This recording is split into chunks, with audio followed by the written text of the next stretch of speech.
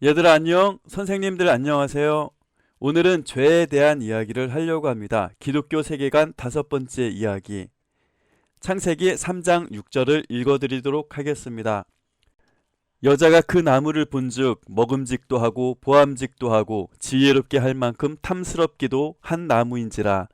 여자가 그 열매를 따먹고 자기와 함께 있는 남편에게도 주매 그도 먹은지라. 이들이 먹은 열매는 무엇일까요?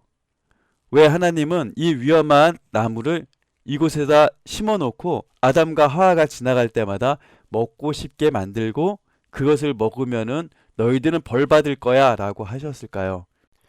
하나님은 왜 그러셨을까 라고 생각하는 것들이 가끔 우리한테 많은 궁금증으로 대두되고 있습니다. 그래서 강도사님이 이것을 이야기로 만들어 드릴게요.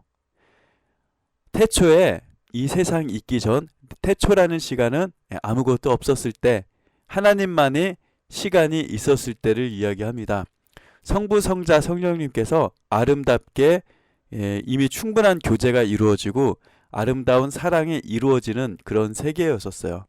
그런데 사랑의 하나님은 이 사랑을 또한 누군가에게 주고 누군가로부터 나누면서 하나님의 그 영광에 참여할 수 있는 계획을 만드세요. 그래서 온전한 사랑을 할 수 있는 존재, 사람을 만들게 됩니다.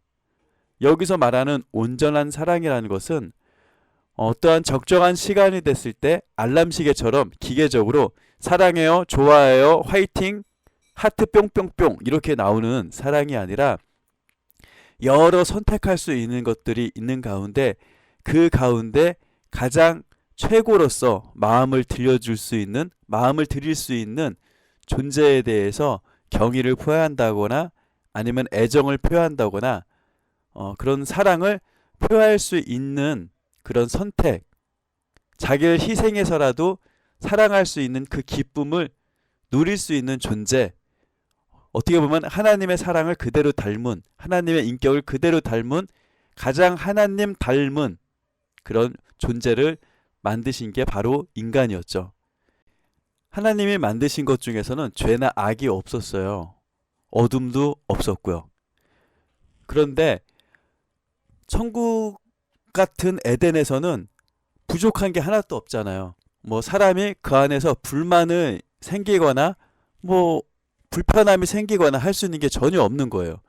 그러면 우리는 당연히 그냥 내가 좋아서 좋은 것대로 사랑하는 거는 누구나 할 수 있다라는 거죠. 그래서 하나님은 모든 피조물들을 만드시고 그 피조물을 다스리게 할 수 있는 인간에게 그 축복을 줘요. 말하자면 에덴이라는 하나님 나라를 만드시고 그 에덴의 총리로 아담을 세우신 거예요. 그리고 성부, 성자, 성령님의 그 아름다운 그 공동체에 기쁨을 주시기 위해서 하와를 만드시고 아담에게 가정이라는 선물을 주셨어요. 그래서 이 천국이 이루어지는 이 기쁨을 누리면서 하나님과 사람은 교제하며 살 수 있게 되었던 거죠. 하나님은 자신이 만든 모든 피조물 중에 인간을 선택하셨어요. 그러면 우리도 사실 이것저것 중에 가장 최고는 하나님이라고 선택할 수 있는 조건이 있어야 되잖아요. 그게 인격적인 사랑이잖아요. 우리가 그런 사랑을 한다라는 것을 무엇으로 증명하겠어요? 우리가 하나님이 제일 좋아요라는 사랑을 증명하려면 무엇으로 증명할 수 있냐라는 거죠. 인간의 힘으로는 불가능했기 때문에 하나님은 인간이 그것을 할 수 있도록 만들어주신 게 선악과 금단의 열매였던 거죠. 그렇다 보면은 우리는 하나님 앞에 충성하고 하나님을 사랑한다라는 증거가 되는 나무가 선악과였던 거예요. 그런데 우리는 하나님을 선택했을까요? 다스리고 정복하라고 얘기했던 그 뱀의 말에 속아서 그리고 그 가정이 깨어져요. 선악과를 먹고 하나님처럼 돼야 되는데 하나님처럼 된 것이 아니라 하나님을 피하게 돼요. 아마도 선악과를 먹기 전에는 아담과 하와의 몸에는 되게 빛나는 광채였지 않았을까라는 강도사님의 그냥 상상을 해봐요.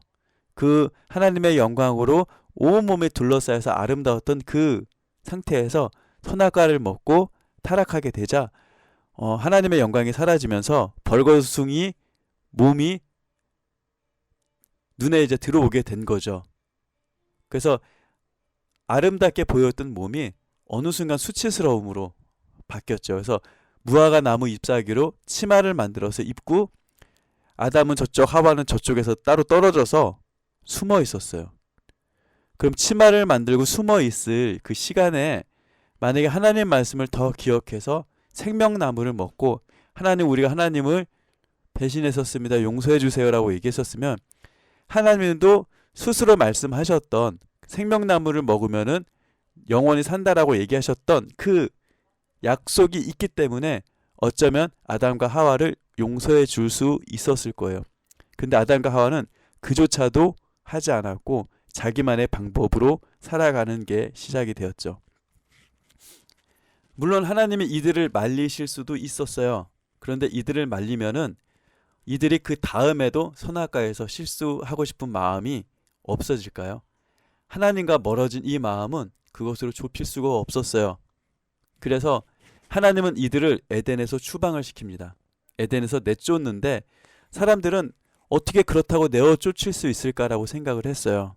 그런데 이것은 하나님의 놀라운 방법이에요.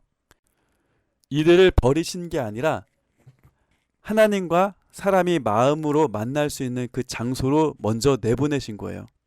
그리고 예수 그리스도께서 우리 대신 죽기 위해서, 정녕 죽으리라고 얘기했던 그 말씀에 대신 죽기 위해서 예수 그리스도를 준비시켜 주신 거였죠.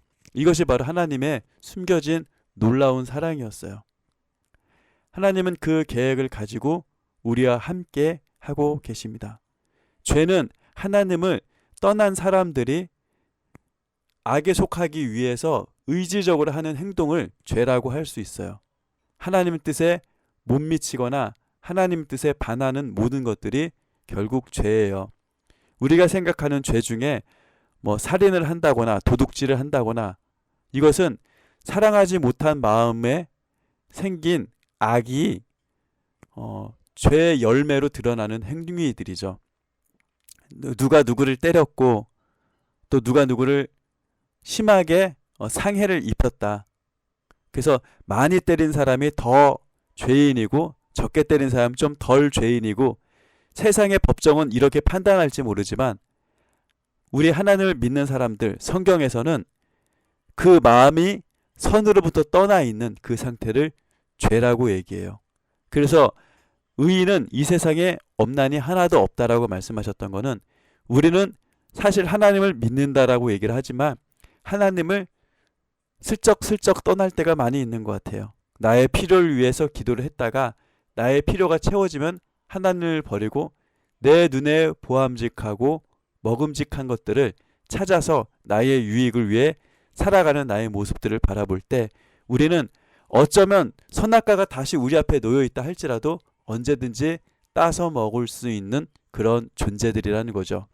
그것이 바로 죄라는 것입니다.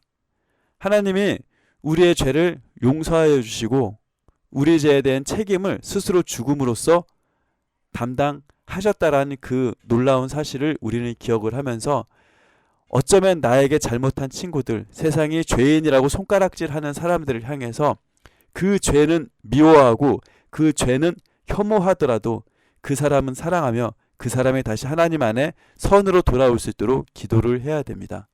우리는 모두가 죄인이지만 예수 그리스도께서 생명으로 우리를 죄에서 건져냈습니다.